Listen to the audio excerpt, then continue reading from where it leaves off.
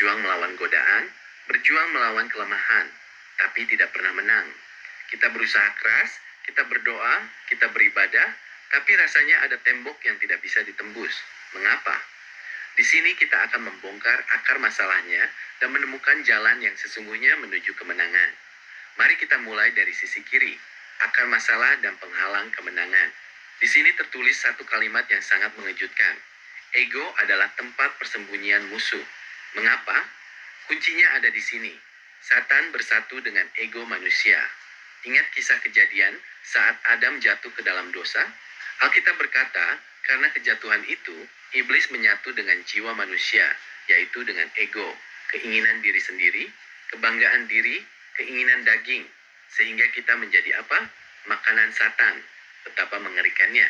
Selama kita masih memegang erat ego kita, selama kita masih ingin mengikuti kehendak sendiri, musuh itu memiliki tempat tinggal yang nyaman di dalam hati kita.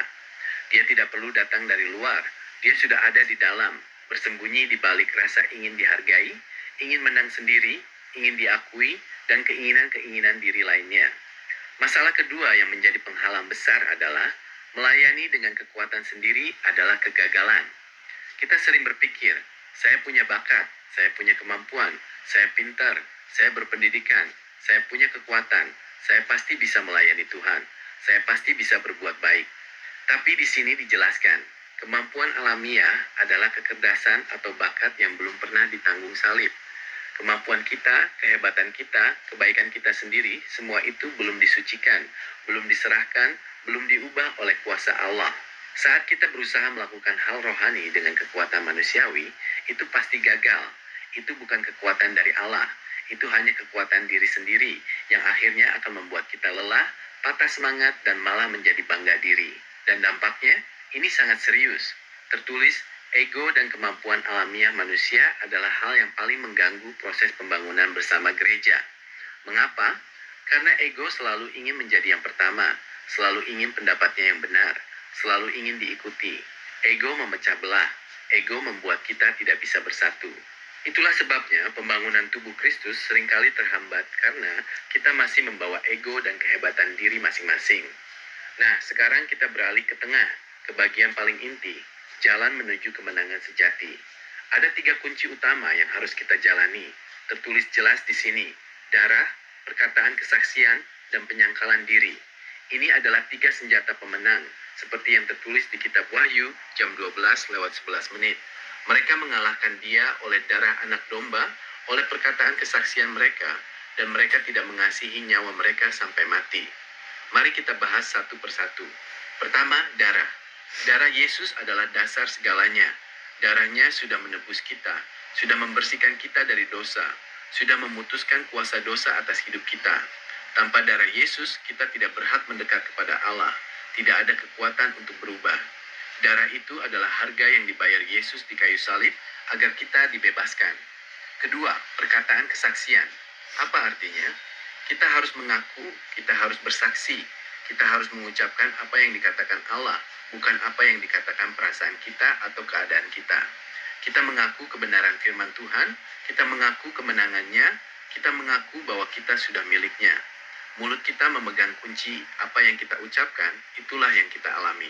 Dan ketiga, yang paling penting, yang menjadi tema utama kita hari ini, penyangkalan diri. Wahyu jam 12:11 menegaskan, pemenang tidak mengasihi nyawa mereka, bahkan sampai menghadapi maut. Artinya, kita tidak lagi mendahulukan keinginan diri sendiri, kenyamanan diri sendiri, kehormatan diri sendiri, atau nyawa diri sendiri. Kita meletakkan diri kita di bawah kekuasaan Tuhan, berkata, Tuhan, bukan kehendakku, melainkan kehendakmu yang jadi. Dan di sini ada satu kebenaran yang sangat tajam. Salib menyingkirkan yang bukan dari Allah. Apa itu salib? Salib bukan hanya sejarah. Salib adalah pekerjaan rohani yang terjadi di dalam hati kita setiap hari.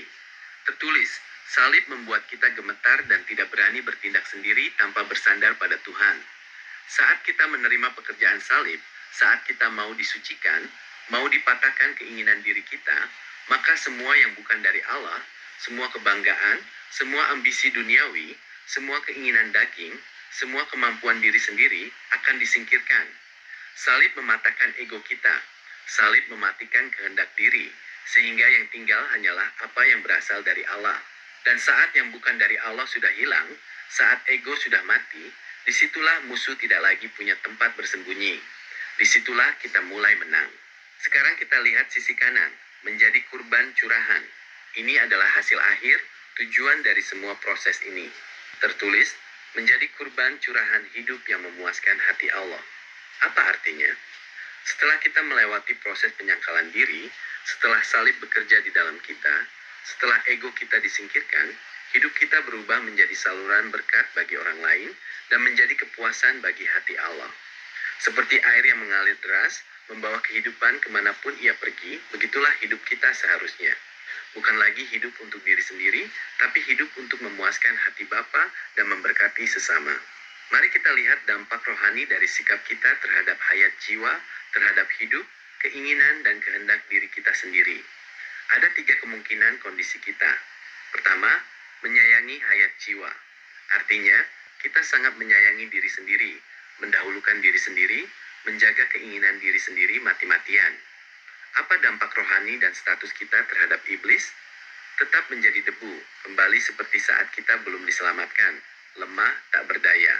Dan status kita di hadapan musuh menjadi makanan Satan. Ingat poin awal kita, selama kita masih menyayangi diri sendiri, musuh bebas memakan kita, menguasai kita, dan mengalahkan kita. Kedua, membenci ego atau diri. Ini langkah selanjutnya. Kita mulai sadar, kita mulai tidak suka dengan kebanggaan diri, keinginan diri, dan keegoisan kita. Kita mulai mau melepaskannya. Apa dampaknya? Tidak ada lagi debu, artinya kita mulai dibersihkan, kita mulai berubah. Dan status terhadap musuh, Satan akan terbungkus. Iblis mulai kehilangan kekuasaannya. Dia mulai terikat, dia tidak lagi bebas bergerak di dalam hati kita. Karena sarangnya ego sudah mulai kita hancurkan. Dan yang ketiga, puncak dari segalanya, memikul salib. Ini adalah kondisi pemenang sejati. Kita mau setiap hari memikul salib, mau disangkal diri, mau meletakkan semua kehendak kita di bawah kaki Yesus. Apa dampaknya? Berguna di tangan Allah. Kita menjadi alat yang mulia, dipakai Tuhan untuk tujuannya yang mulia. Dan status kita terhadap musuh, mengalahkan musuh. Inilah kuncinya. Hanya saat kita mau memikul salib, hanya saat kita mau menyangkal diri, barulah kita benar-benar mengalahkan musuh. Bukan dengan kekuatan kita, bukan dengan kepintaran kita, tapi karena ego kita sudah mati dan hanya hidup Kristus yang ada di dalam kita. Di saat itulah, iblis tidak punya pegangan apapun lagi. Dia kalah telak. Teman-teman, mari kita rangkum semua kebenaran indah ini. Masalah utama kita selama ini adalah ego kita menjadi tempat persembunyian musuh. Dan kita berusaha melayani atau berjuang dengan kekuatan sendiri yang semuanya berakhir dengan kegagalan dan hambatan. Tapi jalan kemenangan sudah terbuka lebar lewat 3 kunci. Darah Yesus yang menebus kita, perkataan kesaksian yang kita ucapkan dengan iman, dan penyangkalan diri di mana kita tidak lagi mengasihi diri sendiri sampai mati dan membiarkan salib bekerja menyingkirkan segala sesuatu yang bukan dari Allah. Hasil akhirnya luar biasa. Kita tidak lagi menjadi makanan iblis, tapi kita mengalahkan dia. Hidup kita berubah menjadi kurban curahan, hidup yang memuaskan hati Allah, menjadi saluran berkat dan berguna di tangannya. Ingatlah satu hal paling penting, musuh hanya bisa hidup dan berkuasa di dalam hati yang masih penuh dengan diri sendiri. Saat diri sendiri mati, saat ego disangkal, saat kita menyerahkan segalanya kepada Tuhan, musuh pun mati. Kemenangan itu ada di tangan kita, tapi jalannya adalah menyangkal diri, memikul salib, dan mengikuti Yesus.